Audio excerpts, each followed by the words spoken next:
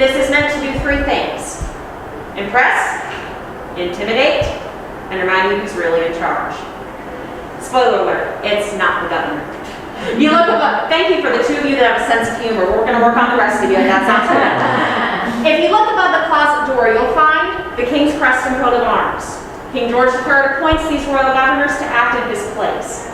He cannot very well be in 74 different places at once, because in 1775, that is how many countries and territories that world's largest empire has. When you come into this room, though, it is usually because you are a close friend of the governor, you have an appointment, or you're here for a very specific reason. But here's what I like to call the reality check. Most of us do not live like a governor in the 1700s. You maybe have heard this statistic around town, but 52% of Williamsburg on the eve of Revolution was enslaved. In this house, they are also the majority.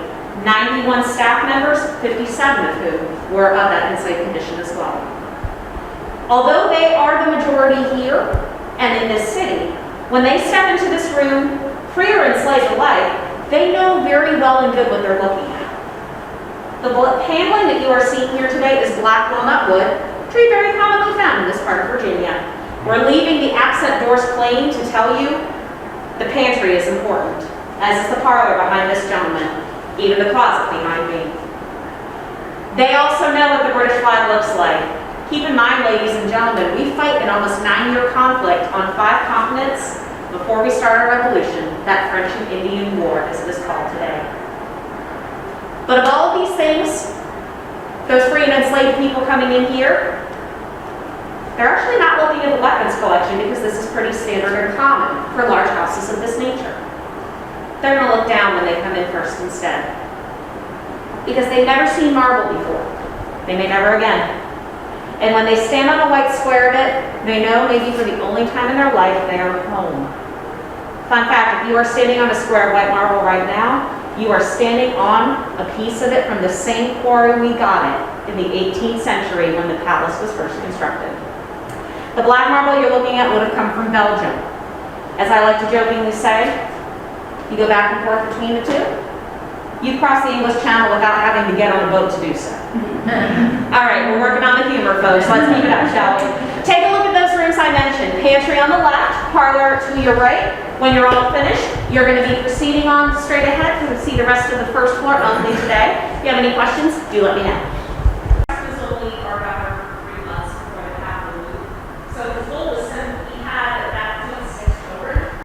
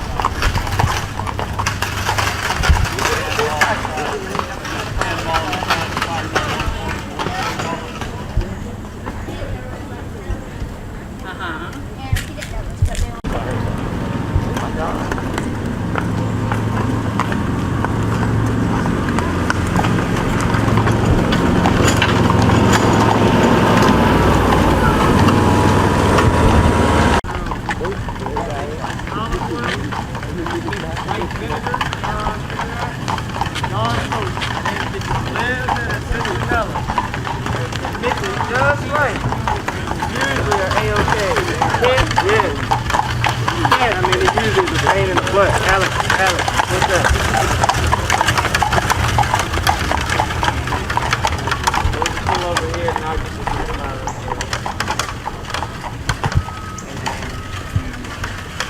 A lot of people say, oh, you got to... In your What lifetime? would you say, 65? Well, by June of '75, my husband was already in the field as the commander-in-chief of the Continental Forces. Right. So how did that all lead up?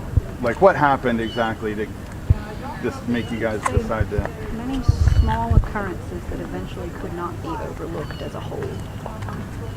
Can we walk you through about 11 years of history Yes. quite briefly, and understanding that in this walkthrough we will certainly miss important moments, but to remain in a nutshell, some things must be cut away, yes? Mm-hmm. In 65 was the passage of the Stamp Act, and this was perhaps the original great infringement of our rights that caused what we saw to be not just small unrest, but larger systems of unrest that tended to amalgamate people. For that first time, we saw ourselves as one on this continent, perhaps, as opposed to several different countries under the empire. We all have different codes of law: Virginia, Pennsylvania, New York, truly seven different countries. In 65 was an infringement of a right. Yes, it was a tax, but this thing has not been about taxes and never has been. It has always been about rights, and the Stamp Act removed the right of representation from us, as issued forth in the Magna Carta, which we as Britons should be adhered to and be protected under, and we were not. Pressing forward in time, Stamp Act was removed, other acts were placed in its place. Good day! These are the continual infringements that Mrs. Washington was spoken of. They have many names, but the Intolerable Acts is a name that we give them. Parliament gives them a very light title of coercive acts. Eventually, through some of these coercive and intolerable acts, tea is enforced upon us, or East India goods are enforced upon us in the form of tea. This was when a company was going bankrupt, and our government, in their infinite wisdom, chose to prop up a failing company. Again, we learn from history and will never repeat the same mistake. Right. Nonetheless, No, I doubt it. Bostonians do what Bostonians do very well, and that is a protest gone too far in terms of destruction of private property, and then government does what government does very well, and that is overreact, even killing the people for whom they were sent here to protect. Right. This is a cycle we shall see over time and time and time again. When this happens, we in Virginia stand with Boston. And when we stand with Boston, there's actually a vote that takes place in that Capitol building, and the vote is to remove ourselves, to become independent, just Virginia. And when Virginia does this, I'm actually serving at the Continental Congress at that time in a similar capacity as Mr. Washington, General Washington then. And then, now that Virginia has voted on independence, that's sent as a resolution to the Continental Congress. The whole reason we voted on independence of the Continental Congress is because Virginia voted and sent it on as a resolution. Now the question is before all of us. Will we continue towards independence? A vote must be taken. And it was. This is nutshell. Yes? Right. Broad brush. Very broad. Do you think that's why you have such a sense of being a statesman, because you guys look at Virginia almost as a country apart from Pennsylvania as a country, and so you have strong ties to that state? I would say in general we have a very strong tie to our home colony or state. The question is always asked, are you a Virginian or are you an American first, Mr. Jefferson? And it depends on who you ask, which is why, of course, Mr. Hamilton must argue the contrary. And those arguments are valid for both this grand experiment where no one has ever done anything of the like that this country attempted to do and continues to attempt to do. And so all opinions are valid, and they all were brought to the table, and they continue to be brought to the table. So that is why my husband, in his infinite wisdom, made sure to include both Mr. Secretary of State and Mr. Treasurer in his cabinet, because he wanted to hear those differing opinions about how we should form this grand experiment. If a Virginian president only had Virginians in his cabinet, well, what would that really teach us about being a united country? Mrs. Washington, how would you deal with the many, or how do you deal with the many months that your husband is gone I in was going to ask service? the same question. Do you miss him so much? Well, of the 103 months that the war progressed, I was with him for 56 of those months. So, I was with him between 6 to 9 months of every year of all of the 8 years of conflict. Every winter encampment I was there. You remember that? So, truly, the rest of my time was spent traveling back and forth to Virginia and, of course, serving my country in my capacity as I could, assisting with your wife in raising monies for the soldiers with the Ladies Association 17 and 18. Several thousand pounds worth. Just in Virginia alone. And, of course, it was an international attempt as the Marquis de Lafayette's wife, of course, campaigned for that Ladies Association in France. Wow. Is robustly built because they're not going to be abused the same way combat weapons are going to be abused. Okay. But in the same sense that they're smoothbore, the most common civilian firearm is a shotgun. Okay. So just like these. Now, the rifles are around, but they're not used that often. And then they have the small, like pistol, well, small, big Pistols. compared to now, but the pistols. Pistols are designed for horseback use originally. And And we've been watching Hamilton many times lately, and they're for dueling too. well, yeah, you're not supposed to be dueling in the first place. They're for personal protection. Okay. So the thing is about if you're wealthy, you own a pocket pistol for personal safety. Okay. If you're traveling, you're carry- usually a mark. That's why there's a thing called highwaymen. Okay. Because you're an easy target, Right, they because think either whatever you're riding a carrying horse, is- Yeah. which means you're wealthy enough to afford a horse, or you're riding in a carriage, which means you're wealthy enough to afford a carriage, and you're going to get held up. Yeah. So pistols are originally designed for horseback just for that use. Okay. Okay. Interesting. Cool. It's nice though because the musical is inspired. Yeah, exactly. But apparently the queen, she's still going out and riding. Yeah.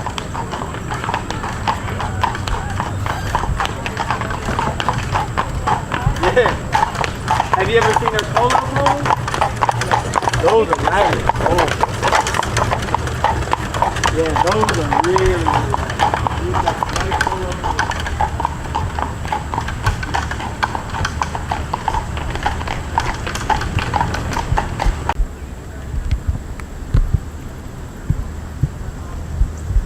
Court TV. Have you ever watched Judge Judy? Okay. Now, why do you watch Judge Judy? Is it entertaining? Makes you feel better about yourself?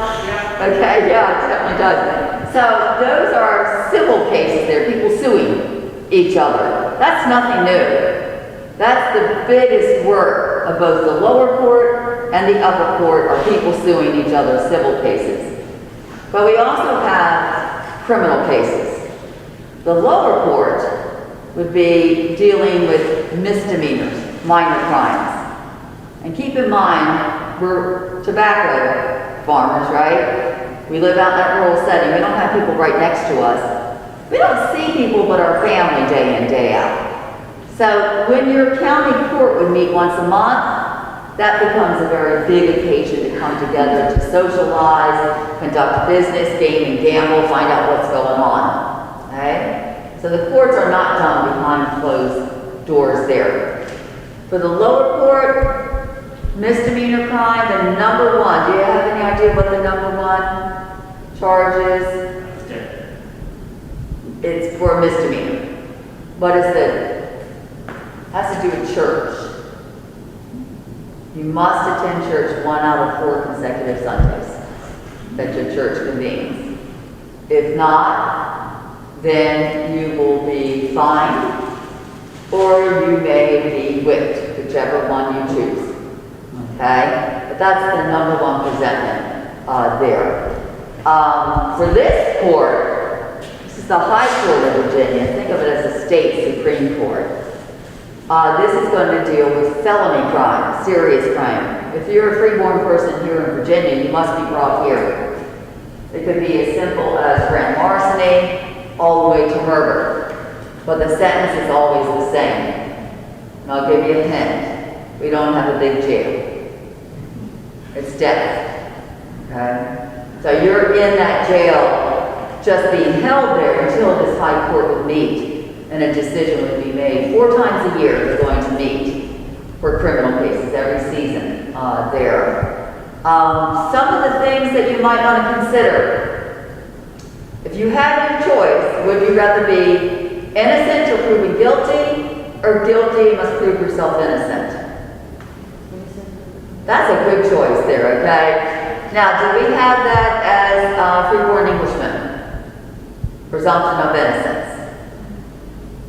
We do, okay? That's unusual. In most countries, presumption of guilt. Englishmen consider themselves the freest of any man in the world there because of the rights and liberties that we enjoy. So, presumption of innocence. Do you want 12 people making the decision or 1 person? 12. A right to be heard by a jury of your peers. Now, jury of your peers is very different, okay? We're out here in the common area. These are where the court officials are, okay? The jury would be seated here. We all would stand, by the way. No benches here. They sit, we stand, right? It's a very vertical society. We know where we fall and we're reminded of that. So what is wrong with me on this side of the bar? Could I be a member of the jury? Absolutely not. You must be a man. You gotta be at least 21. You must own property.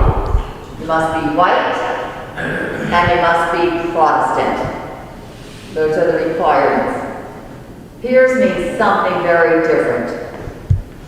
Peers are people that come from your community that know you.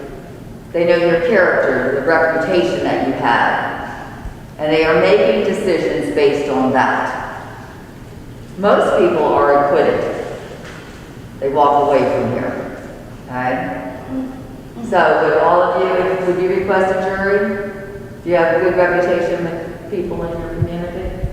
If you don't ask, okay? Just let them decide there. So who would be seated up here?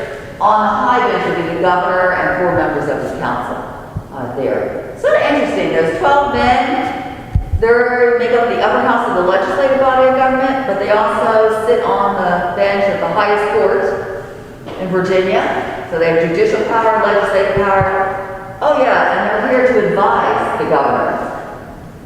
They have executive power. So you have 12 men holding all 3 powers, and 8 of the 12 are related by blood or marriage. Do you think you want to repeat that? We're going to make them separate and distinct from each other. Now, have any of you gone through the governor's palace? Did they say anything about that governor, the last governor? He was our first elected governor. The last royal governor was named John Murray, the 4th Earl of Dunmore. And he is here at a time where things are being a bit challenged between the crown and the colonies. Our problems really start in 1765. So the governor representing the king doesn't have the easiest job. Now, I assume some of you are in the workforce, some of you have gone to school. When you think about school and teachers, do you like all your teachers equally the same? No. Okay. Supervisors. Same job description. Do you like all your supervisors equally the same? No. Because they bring to the table their own personality, what motivates them, and what they want to accomplish.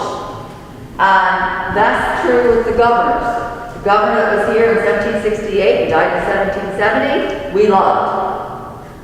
So much so that we raised money, they raised money over there to erect a statue in his honor displayed on the piazza, which is now down at William & Mary in the library. But the governor following him, John Murray, the 4th Earl of Dunmore, just seemed the very opposite there. Okay? So when we go across the way, we'll be looking at the eyes of people that were here during the time that John Murray, the 4th Earl of Dunmore, was over us as governor. So rights, trial by jury, presumption of innocence, right to face your accuser, right to question witnesses that testify against you, right to have witnesses testify on your behalf and right to a speedy trial. Does that all sound familiar? Absolutely, okay? That is in the English Bill of Rights, and that is in Virginia's Declaration of Rights, and that's in our Bill of Rights today. Okay? So those are things that we're going to keep. So why do we declare independence? If we like being part of the British Empire and enjoying those rights and liberties, why do we declare independence? Ah, very good, okay. No taxation without representation, because there's your representatives over there. They're the ones that control the money bills. 1765, the Stamp Act is enacted by Parliament as a result of the French and Indian War. There's a long thing about that. But that is something we're furious about. Every colony is. We're 13 separate colonies. We all don't see eye to eye. We're here for different reasons. We're here for money. Virginia.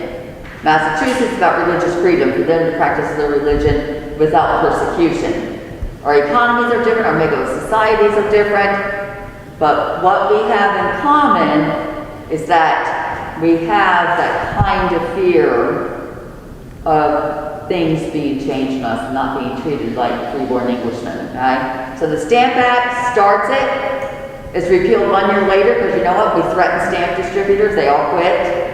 We never bought a single stamp the entire time. Things seem pretty good. But as we know, there will be events, one after another. When you think of the Revolutionary War, an event that really ignited it, does one particular incident come to mind? I'll give you a hint. Massachusetts. The Boston Tea Party. Now, Virginians, I make all of you Virginians, we do not support the hotheads of Massachusetts. Okay? Because it might reflect on all of us. But what brought us more concern, what are they going to do to the people of Boston? Do you remember? Because that's what we react to. The intolerable acts. Okay? Military is brought in. They take over Boston. You must quarter the military. You're under martial law. Your government can't assemble. And they're preventing things from going in and out of the harbor. That is a great concern for us. And that is when we will show support for our sister colony, not only show support, but we're going to take a united action. So let's go on over to the House of Burgesses, individuals you recognize. Now these gentlemen have some, now notice I say gentlemen. That refers to a very specific group of people in Virginia. These gentlemen sit here without being paid. They are members of the vestry of the church where they live.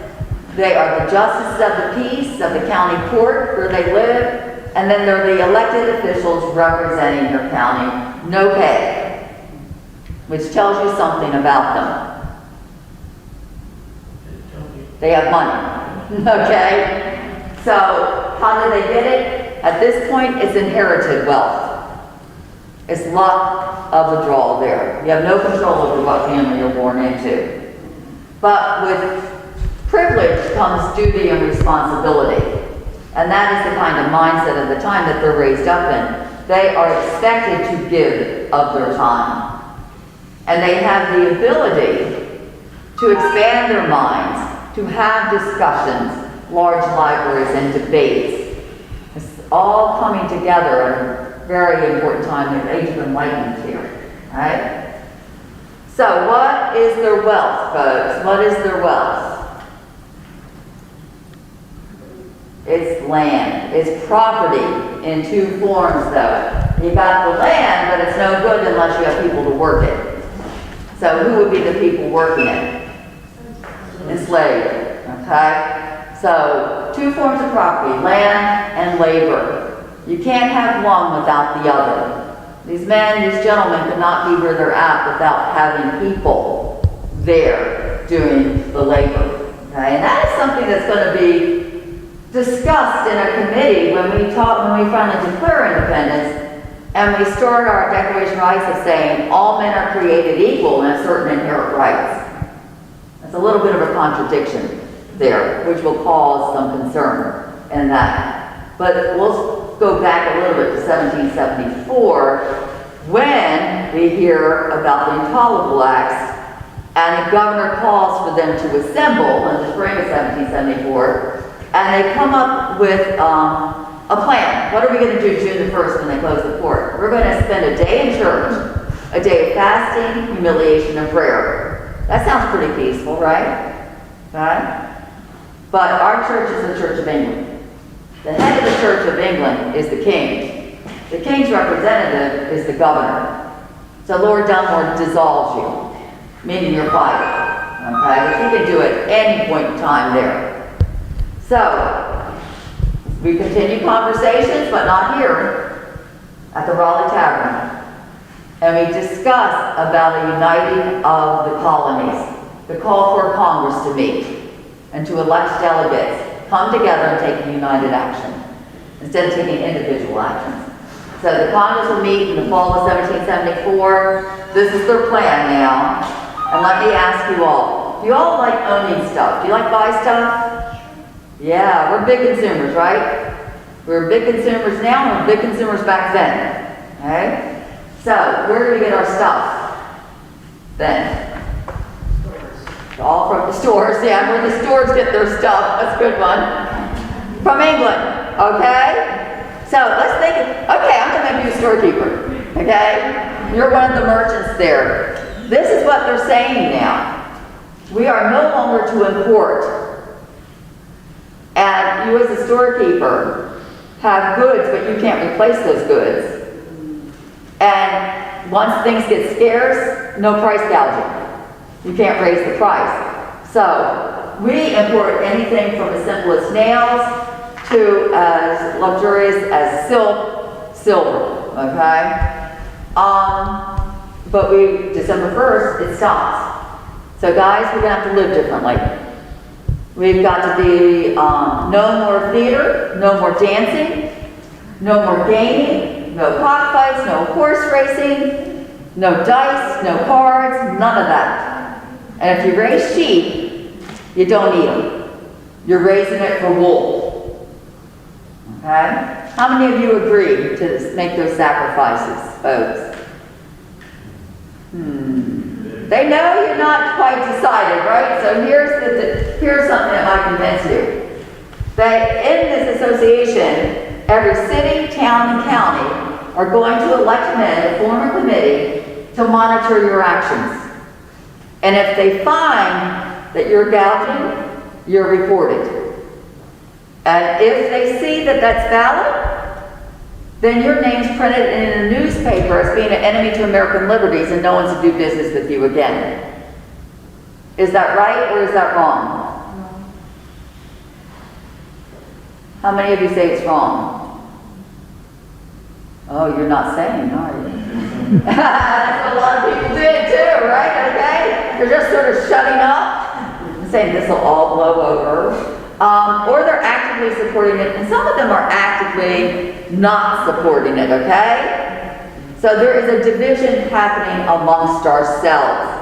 If you are the governor, Lord Dunmore, and you have your wife and 7 children, and things are getting really tense, he's not feeling too good about his family being here. So they go out the back door early morning in June of 1775. He sends his family back home to Scotland, and he stays a whole year in Virginia trying to raise troops to regain control of Virginia, which doesn't happen.